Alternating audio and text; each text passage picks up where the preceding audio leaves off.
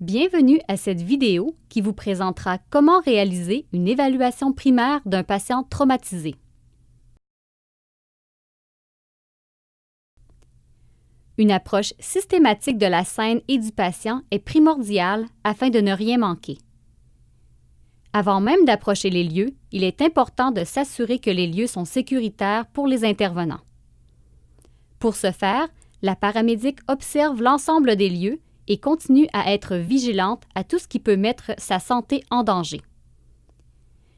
Elle doit également anticiper toute aide supplémentaire dont elle aurait besoin, c'est-à-dire policiers, pompiers, services d'hydro, etc.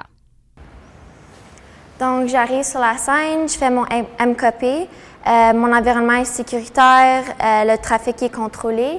Mécanisme de blessure, le piéton s'est fait frapper par une voiture. Casualties, il y a un patient. De l'aide, les pompiers et la police sont sur la scène. Et protection, on a nos lunettes et nos gants. Dès le premier contact visuel du patient, la paramédic recueille de l'information sur l'état de celui-ci. Le contact visuel de la part du patient, ainsi que ce qu'il dit, permet déjà de faire l'évaluation de l'état de conscience. Il est important de se présenter au patient, de lui demander de ne pas bouger afin de ne pas aggraver ses blessures et d'évaluer les points A, B, C de celui-ci. Donc maintenant, je vais vérifier les ABC. J'ouvre la bouche, les voix sont claires, je vois rien. Je vois qu'il respire, son thorax monte. Et maintenant, je vais vérifier pour un pouls carotidien. Je sens qu'il y a un pouls. Si le patient parle, il gère bien ses voies respiratoires. Cependant, s'il ne répond pas, la paramédic devra ouvrir la bouche du patient et regarder s'il y a quoi que ce soit qui pourrait causer une obstruction. Une fois la bouche ouverte, la paramédic regarde le thorax du patient pour déceler les mouvements de la respiration. Elle prendra simultanément le pouls afin de voir s'il y a une circulation sanguine. Il s'agit ici d'une évaluation rapide afin de déterminer s'il est nécessaire de commencer la RCR ou non. Puisque le patient présente une respiration et un pouls, il faut maintenant vérifier rapidement, en touchant de la tête aux pieds, s'il y a des segments importants qui requièrent une intervention.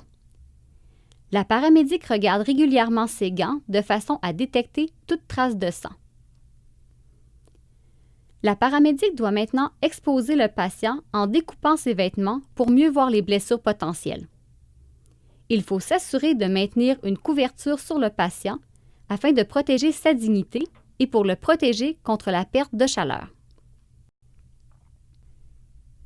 La paramédic est maintenant prête à faire une évaluation de tout le corps. Elle débute par la tête. Elle cherche visuellement et en palpant toute anormalité qui suggère une blessure en touchant le crâne, la région cervicale et en regardant le visage et le cou. Elle s'assure que la trachée est bien alignée et que les veines jugulaires ne sont pas distendues. Lorsqu'elle regarde le thorax, la paramédic touche premièrement sous les clavicules, le sternum et les côtes afin de s'assurer qu'il n'y a pas d'instabilité et que le mouvement de la cage thoracique est symétrique. Elle écoute ensuite, à l'aide de son stéthoscope, pour s'assurer que l'air entre et sort bien de tous les lobes des poumons.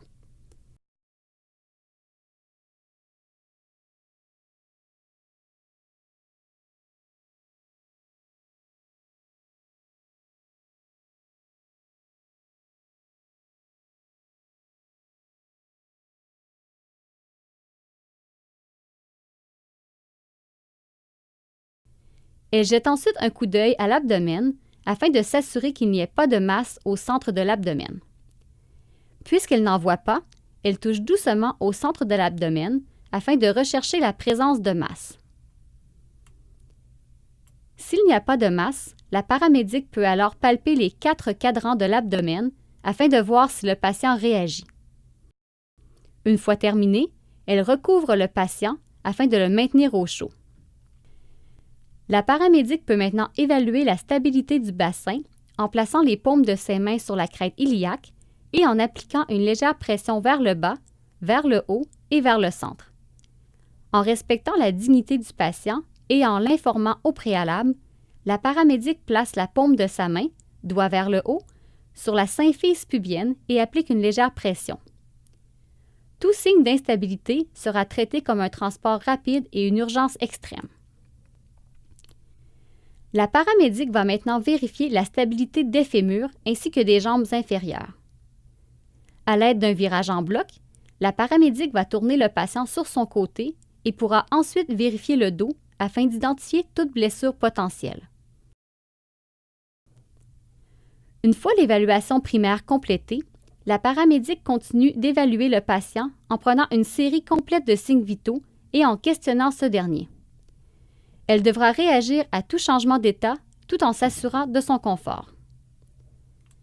Mon nom est Mélanie. Au nom du CNFS, je vous remercie d'avoir visionné notre vidéo sur l'évaluation primaire. Vous pouvez maintenant pratiquer cette technique en équipe. Bonne pratique!